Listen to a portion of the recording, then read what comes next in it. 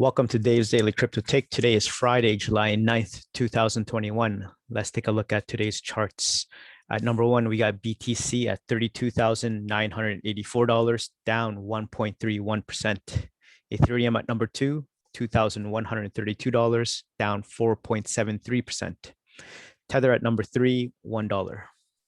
Binance Coin at number four, $310.80, down 3.32%. Cardano at number five, $1.33, down 3.81%. XRP at number six, 62 cents, down 2.77%. Dogecoin at number seven, 20 cents, down 6.05%. USD coin at number eight, 99 cents. Polkadot at number nine, $15.34, down 4.18%. And number 10, Uniswap, $20.79, down 1.61%. Let's take a look at the crypto fear and greed index. Extreme fear can be a sign that investors are too worried. That could be a buying opportunity. When investors are getting too greedy, that means the market is due for correction. And today we got is extreme fear at 20. Yesterday was extreme fear at 20. Last week was extreme fear at 21. And last month was extreme fear at 14. So extreme fear all across the board. Before we take a look at the articles, I just want to say thank you and welcome to Dave's Daily Crypto Take. I want to say thank you and I appreciate all the support from everyone that's been listening to the podcast on Apple, Spotify, and Google Podcasts, as well as watching the videos on YouTube.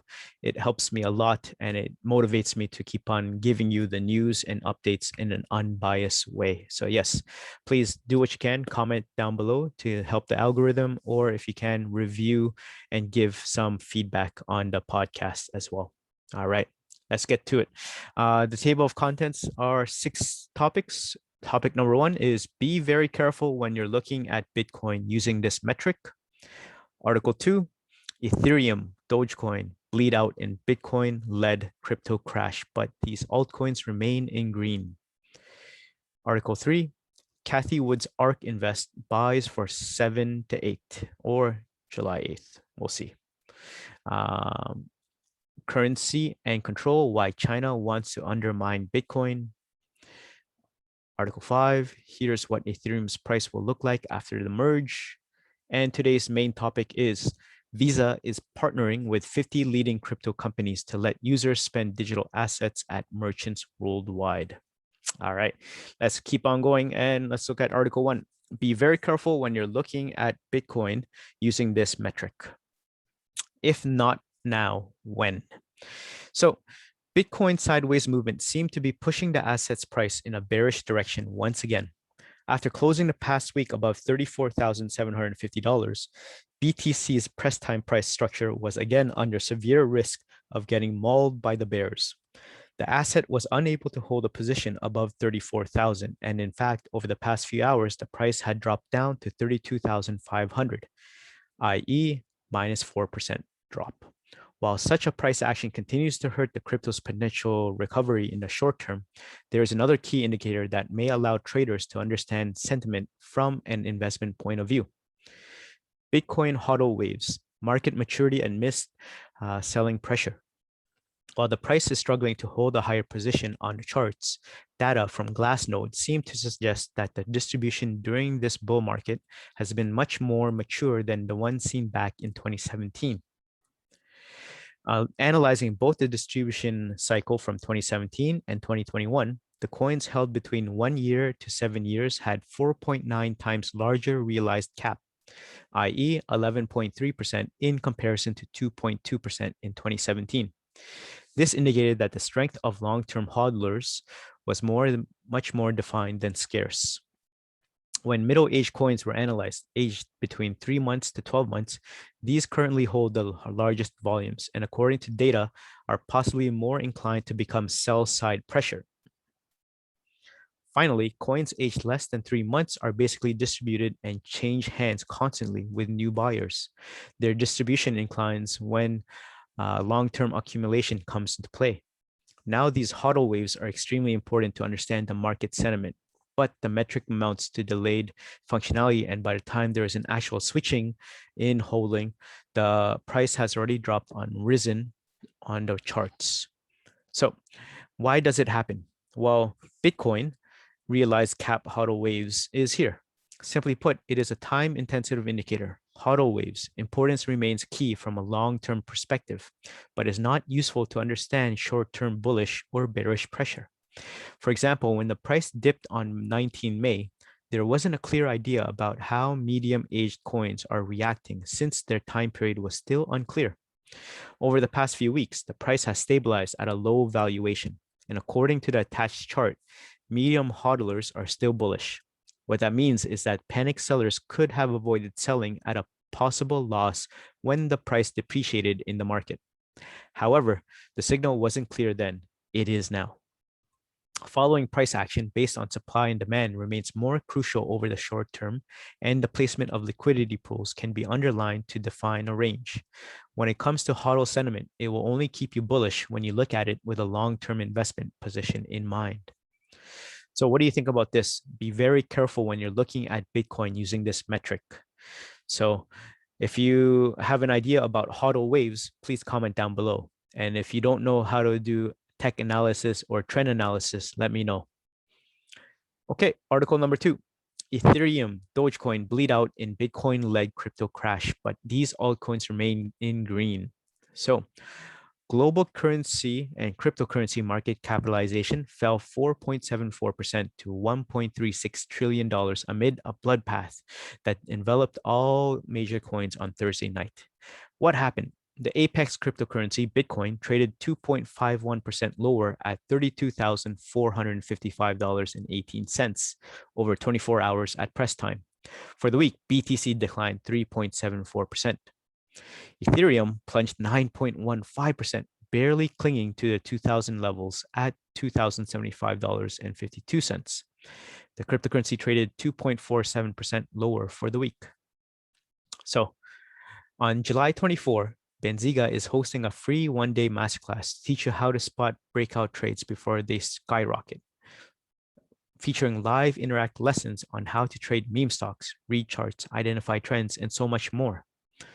The meme universe was not spared with Dogecoin, trading 8.71% lower at 19 cents. The Shiba Inu themed cryptocurrency has nosedived 18.77% in a 7-day trailing period. Doge traded 5.08% lower against BTC, but managed 1.47% gains against ETH. On Thursday night, the coins that traded in the green included KuCoin token, Theta Fuel, and Stacks. KCS was the top gainer in the list put together by CoinMarketCap. The profit-sharing token associated with the eponymous cryptocurrency exchange traded 5.94% higher at $12.42 over 24 hours. KCS has shot up 74.19% for the week. The coin was up 7.56% and 14.98% against BTC and ETH respectively. Over 24 hours, T-Fuel traded 4.14% higher at 36 cents, while STX was up 1.5% at $1.12 in the same period. So why it matters? Bitcoin continues to face regulatory pressures. On Thursday, Fan Yifi, the deputy governor of the People's Bank of China, said global stablecoins may bring risks and challenges to the international monetary system, reported CoinDesk. Yifi reportedly said that the Chinese central bank was already taking measures against cryptocurrency. Europe and West African countries are also putting cryptocurrencies under the scanner. As per CoinDesk, several European countries are proposing an agency that could crack down on cryptocurrencies that have the potential to be used for money laundering and terrorist financing. Last month, Senator Elizabeth Warren asked Congress to take a more direct approach in handling cryptocurrencies risks. Regulators can't continue to hide out hoping that crypto will go away. It won't. It's time to confront these issues head on, said Warren. So here, why don't we look at all of these option trades and why don't we see where could you invest $1,000 right now? Well, if you think about it, why don't you look at Ethereum, Dogecoin, bleed out in Bitcoin-led crypto crash, but these altcoins remain in green. Comment down below which altcoins do you think is still going to be superior and which ones are going to survive the bloodbath. Let's take a look at Article 3. Kathy Wood's ARK Invest buys for 7/8 or July 8th. Let's take a look. The major averages saw a sizable drop on Thursday with the S&P 500 leading the charge down about 0.9%. The family of ARK funds followed the markets lower yet again. ARK G performed the best out of the group, relatively flat on the day, while ARK K lagged the rest of the group, down about 1.9%. The gains from last year are slowly sliding away, but Cathie Wood may have something up her sleeve as she is constantly reshuffling her ETFs to stand up to the market headwinds. ARK Invest has been the talk of the Wall Street over the past couple of years, outperforming the market and solidifying its place among the big players in the investments world. Wood is the founder and head of this investment house, and many have compared her rising star to the likes of Warren Buffett. Many traders are looking to mirror the plays of famous investors and huge brokerage firms to capitalize on the gains that the big dogs are making. Lucky for us, ARK Invest releases a list of its trades at the end of each trading day. While some companies would require a subscription service or monetary fee to see what makes ARK Invest tick, here at 24/7 Wall Street, we would rather give you the data for free. Here is a look at some of the major buys that ARK Invest executed on July 7, 2021. The ARK FinTech Innovation ETF deals mainly with the up-and-coming fintech stocks. As the name suggests, some of its biggest holdings include Square, Zillow, Pinterest, PayPal, and Alibaba. Net assets for the fund are currently $4.2 billion.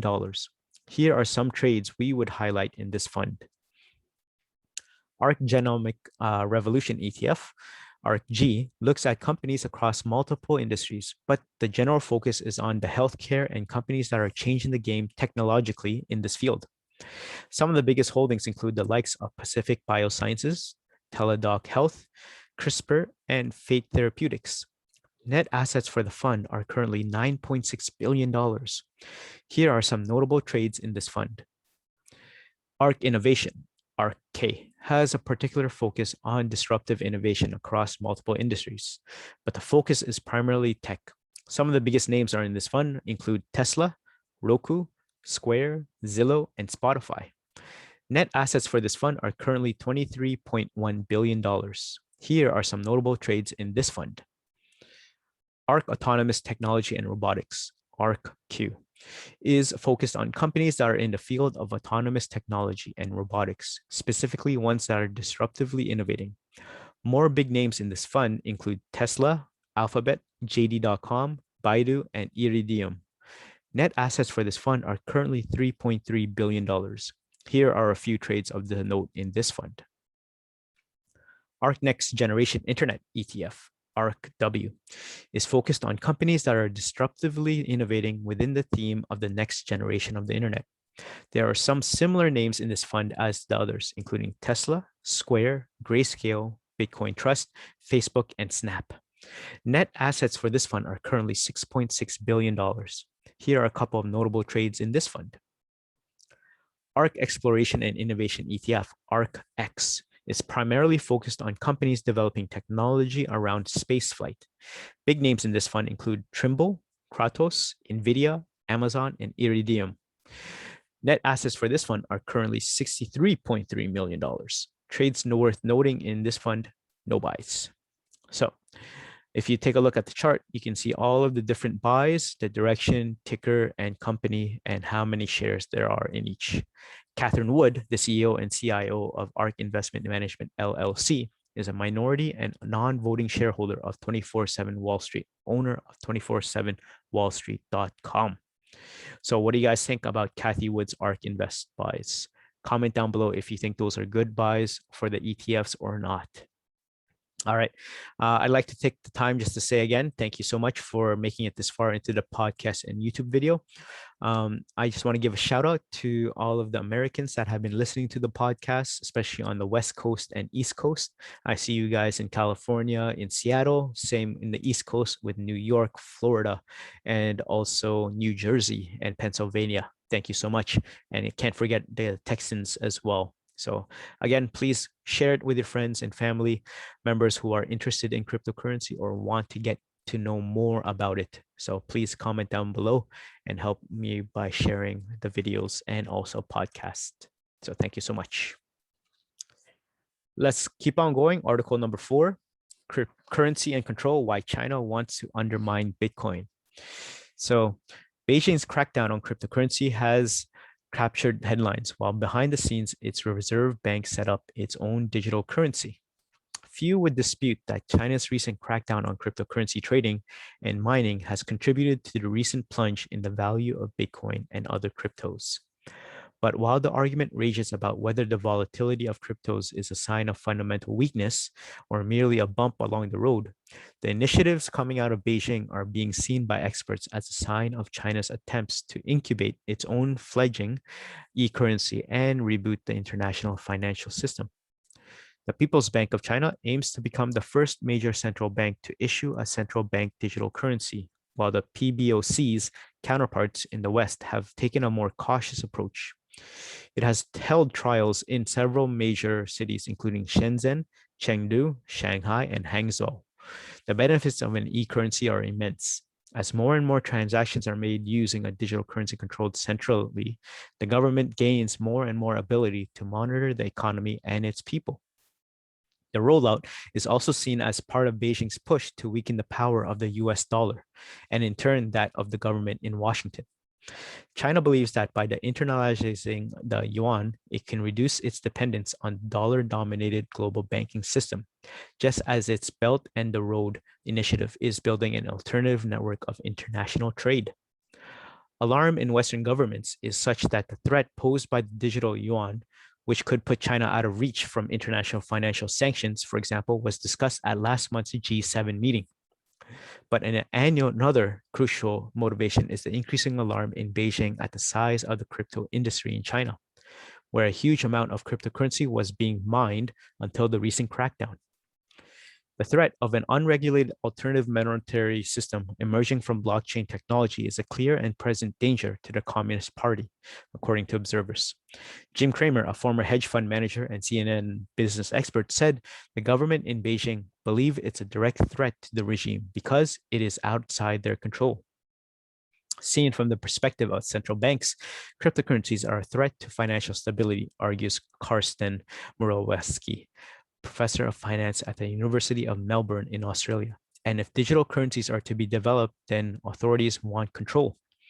All central banks want to control them. The PBOC, the US Federal Reserve, the European Central Bank, he says. They have no interest in parallel currencies floating around. Some countries may not be too worried, but in China, it could be more of a concern. On Thursday, Fan Yifei, a deputy governor of the PBOC, said China was concerned about the threat posed by these digital currencies developed outside the regulated financial system. We are still quite worried about this issue, so we have taken some measures, Fan said. The value of Bitcoin shot up to a record high earlier this year of almost $65,000, having been worth less than $10,000 in the middle of last year, sparking a frenzy of interest in the cryptos as an investment to hedge against more traditional assets such as stocks and bonds. Comments by Elon Musk, the boss of Tesla, that he would not allow Bitcoin to be used to buy his cars added to the volatility and is now trading in the low 30,000s. But that has also attracted the attention of authorities such as those in China concerned about the largely unregulated market. In many countries, if it is completely unregulated, it is the absolute Wild West, says Professor Morawski, who also pointed out that there might not be the usual legal avenues to pursue if people thought they had been defrauded. So there is another reason to control cryptos, to protect the consumer. Uninformed investors could lose a huge amount of money. In China, the rollout of digital yuan has speeded up this year in tandem with the outlawing of crypto trading. In May, the PBOC banned banks from doing business or providing accounts for anyone trading in cryptocurrencies. It was followed by the outlawing of Bitcoin mining in several provinces, including Sichuan. On Tuesday, China's central bank warned companies against assisting cryptocurrency-related businesses as it shut down a software firm over suspected involvement in digital currency transactions. Fan said on Thursday that cryptocurrencies such as Bitcoin had become tools for speculation and were bringing potential risks to financial security and social stability. Online businesses have been allowed to prosper in China, but the government in Beijing has been ruthless in cutting them down to size if they appear to be getting too big to control. Jack Ma, the high-profile billionaire founder of the Alibaba empire, disappeared abruptly from public view for months last year, and his company was fined in order to downsize. Regulators have also targeted tech giants Tencent and ByteDance, the respective parents companies of WeChat and TikTok, and this week ordered ride-sharing app Didi be pulled from app stores and launched an inquiry. Dong Xiaoping, a senior research fellow at Renmin University of China in Beijing, said some online industries such as cryptocurrencies had reached an alarming size. It's time for the government to block such transactions from capital sources so that money will stop flowing from real industries to those transactions, Dong told the Global Times. Professor Murawski says yet another reason why China wants to clean up the cryptocurrency business on its own patch is the possible threat to the electricity system. The process uses a huge amount of electricity and has tended to be set up in areas where cheap power is available. In China, that has included Sichuan, which benefits from abundant and cheap hydroelectric power. But as profits rise thanks to the popularity of cryptos, governments may become less willing to allow miners to accrue huge benefits from a system that uses so much electricity it can threaten the stability of power grid. The crackdown on cryptos is not limited to China. Britain's financial regulator said last month that Binance, one of the world's largest cryptocurrency exchanges, cannot conduct any regulated activity and issued a warning to consumers about the platform. But cryptos remain an extremely attractive asset for many investors who see nothing to fear from China's crackdown, and that mining will simply mitigate and migrate to other more accommodating jurisdictions with little impact on the market. Michael Saylor, co-founder of the business intelligence company MicroStrategy and one of the crypto's biggest cheerleaders, recently bought an additional 13,005 Bitcoins for roughly $489 million at an average price of $37,617 per coin. And the Silicon Valley venture capital firm Andreessen Horowitz just launched a $2 billion crypto fund and announced it was radically optimistic about crypto's potential to restore trust and enable new kinds of governance. So what do you guys think about currency and control? Why China wants to undermine Bitcoin? Do you believe there's going to be a digital yuan from China? Comment down below and think which one's going to go first, China or the US? Let's take a look at Article 5. Here's what Ethereum's price will look like after the merge. So what's next? A major Ethereum upgrade doesn't seem important enough unless it has been met with a delay. Keeping up with tradition, ETH's London hard fork is now expected to launch on 4 August. The fork is expected to take place at block 12,965,000, and there has been a mixed bag of responses from Ether enthusiasts. While some are excited about an official release date, others are a little bit more skeptical and cautious. Now there has been successful activations on the Rospin, Gorelli, and Rinkaby testnets, with most of the hype still around EIP 1559. However, there are a few other EIPs that are crucial as well, right before the merge. EIPs are also the part of London, but more on that later in the article. So let's take a look. Ethereum meet the EIPs. The London hard fork will include 4 other Ethereum improvement proposals other than the EIP 1559, namely EIP 3554, EIP 3198, EIP 3529, EIP 3541. Without getting into the nitty-gritty technicals, each EIP constitutes an important part of Ethereum's eventual shift to the proof-of-stake network. EIP 3554 is responsible for a difficult bomb delay until 1 December. This update has been included keeping the miners in mind as it would increase the difficulty of mining on the Ethereum network until the network can prepare itself for the merge. EIP 3198 would give EVM access to the block space fee on the new POS system, and EIP 3529 removes and reduces gas fee refunds. Finally, EIP 3541 would be rejecting smart contracts based on the old 0xEF byte, and that code will no longer be deployable on the POS blockchain.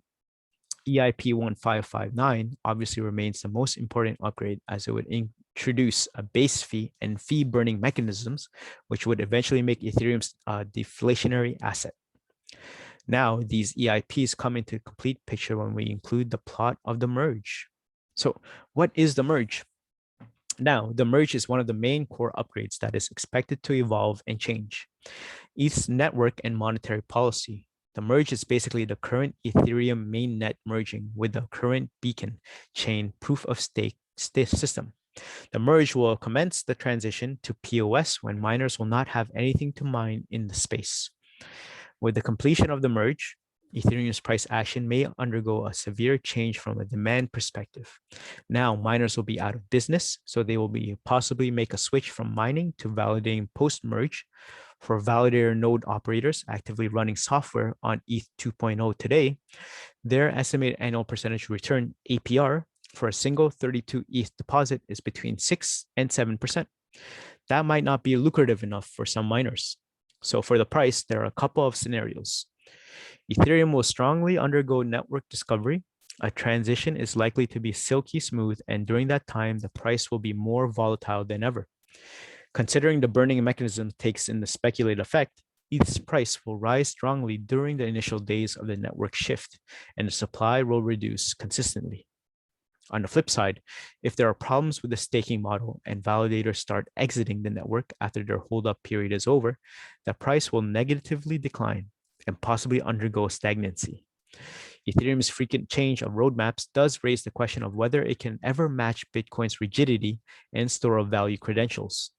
While the London hard fork, we are entering a massive development phase for Ether, one which will be defined by excitement and massive uncertainty. So there you guys have it. Here's what Ethereum's price will look like after the merge. Comment down below which EIP protocol you think is the most important, and which do you think Ethereum will go up or down when the merge happens. Okay, let's move on to our main topic today.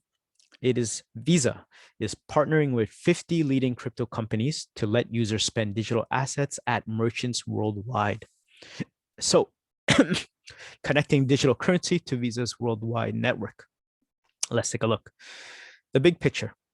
The beauty of what Visa is offering with its card program is the fact that everyday merchants like grocery stores and coffee shops don't have to directly accept cryptocurrencies to do business with those holding digital currency.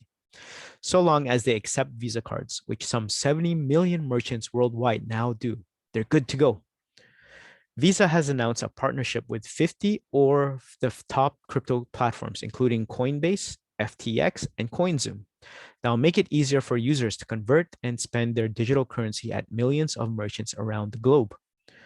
It will be the same as any other Visa transaction to them, Visa crypto boss Corey Sheffield told Business Insider.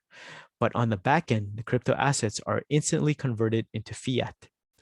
Crypto is increasingly being used not only as a store of value, but as tradable currency.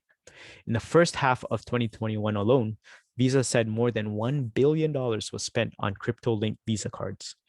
Furthermore, a quarter of the companies participating in Visa's FinTech Fast Track program are working to issue Visa Plastic linked to a crypto platform. Quote, you have this growing number of consumers with assets on crypto platforms, trading crypto, holding crypto, and then millions of merchants who don't really understand crypto. They don't want to have to update their point of sales and terminals and figure out what a blockchain is, Coy Sheffield, Visa's head of crypto. One of the perks that Visa highlighted is a rewards program that allows consumers to spend fiat and earn crypto rewards, similar to how traditional rewards programs issue airline miles or hotel points for spending money. Visa believes such a program could help it win long-term customer loyalty among both new and seasoned crypto enthusiasts. So what do you guys think about Visa partnering with 50 leading crypto companies to let users spend digital assets at merchants worldwide? We know that Coinbase has a Visa card. We also know BlockFi has a Visa card. Which other exchange do you think is going to open up their Visa card? Comment down below and let me know what you think. All right, let's finish this up with the cryptocurrency prices one more time. We got number one, BTC at $32,983. Ethereum at number two, $2,128. Tether, $1. Binance Coin number 4, $310.61. Cardano, $1.33. XRP, 62 cents. Dogecoin, 20 cents. USD coin, $1. Polkadot, $15.37. And last but not least, Uniswap, $20.72. So there you guys have it. Thank you so much for making it this far into the podcast and YouTube video. This is again Dave's Daily Crypto Take. Please do what you can by liking, sharing, subscribing, and please let your friends and family know about this channel if they want to get unbiased news and updates around the cryptocurrency realm. There you guys have it. Please have a good day. And this is Dave's Daily Crypto Take. Have a good one and see you in the next. Peace.